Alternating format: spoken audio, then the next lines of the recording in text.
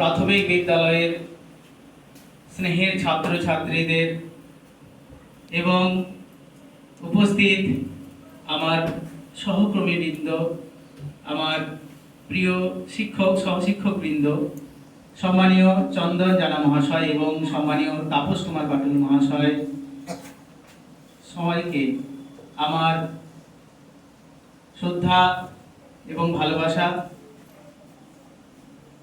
এবং আজ ভারত কেশরী ডক্টর শ্যামাপ্রসাদ মুখার্জির ১২৫তম জন্ম বার্ষিকী উপলক্ষে সবাইকে শুভেচ্ছা এবং অভিনন্দন।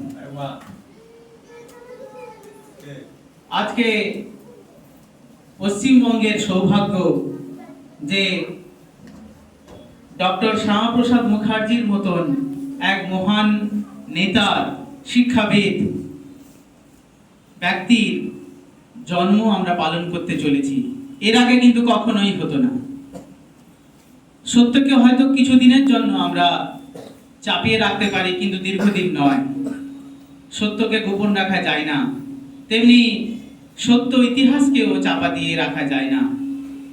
ডক্টর শ্যামাপ্রসাদ মুখার্জির মতন এক মহান নেতা, তার অবদান, তার গুরুত্বপূর্ণ ভূমিকা পশ্চিমবঙ্গ গঠনে এবং ভারতবর্ষের মধ্যে ঐক্য স্থাপনে, যে ইতিহাসকে দীর্ঘদিন ধরে ছাই চাপা দিয়ে রাখা হয়েছিল, কিন্তু সেই আগুন ধিকি ধিকি করে জ্বলছিল, আজ কিন্তু এক দাবানলে পরিণত হয়েছে। আজ গোটা পশ্চিমবঙ্গ জুড়ে, শুধু নয় ভারতবর্ষে ১২৫তম জন্মবার্ষিকী উদযাপন করা হচ্ছে ভারত কেশরী ডক্টর শ্যামাপ্রসাদ মুখার্জির। ভারত কেশরী ডক্টর শ্যামাপ্রসাদ মুখার্জি ১৯০১ সালের ৬ই জুলাই আজকের দিনে কলকাতাতে জন্মগ্রহণ করেছিলেন। ওনার পিতা ছিলেন বাংলার বাঘ আশুতোষ মুখার্জি, মা ছিলেন যোগমায়া দেবী। ছোটবেলা থেকেই অত্যন্ত মেধাবী ছাত্র ছিলেন এবং তোমরা শুনলে অবাক হয়ে যাবে, মাত্র ৩৩ বছর বয়সে তিনি কলকাতা বিশ্ববিদ্যালয়ের সর্বকনিষ্ঠ উপাচার্য হন। তারপর তিনি রাজনীতিতেও যোগদান করেন। অনেক ইতিহাস আছে, ছোট্ট করে বলবো।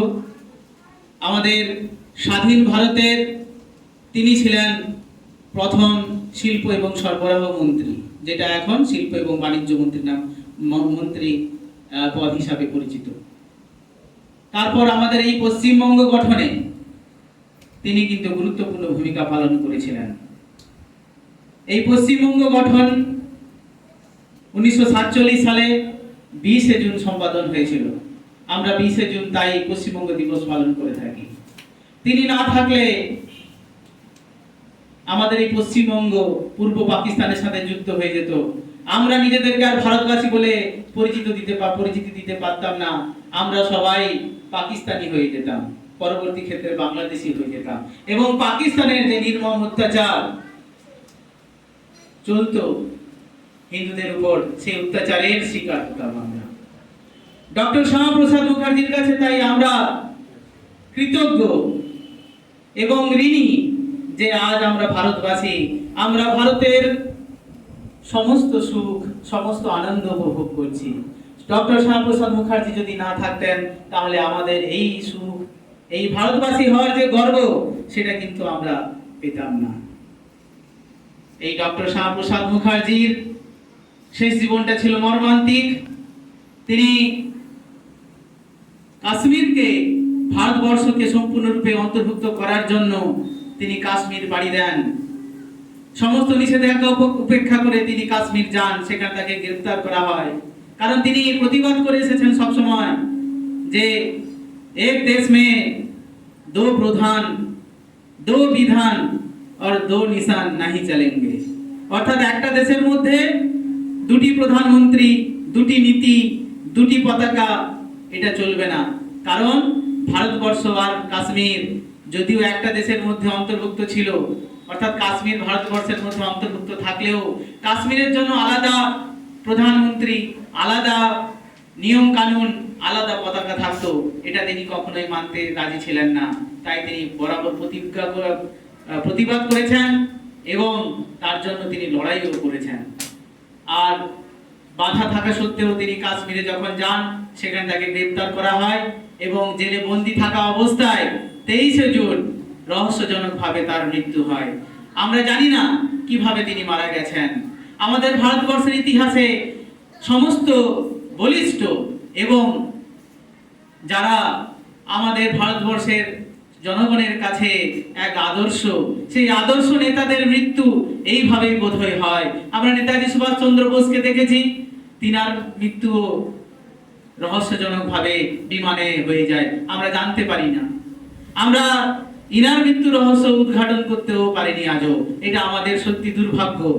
যাই হোক, উনি মারা গেছেন, কিন্তু উনার যে সাহস, উনার যে দেশপ্রেম, সেইগুলো কিন্তু তিনি রেখে গেছেন এবং আমাদের প্রজন্মের কাছে তিনি একটা বার্তাও রেখে গেছেন যে আগে দেশ, তারপরে সবকিছু।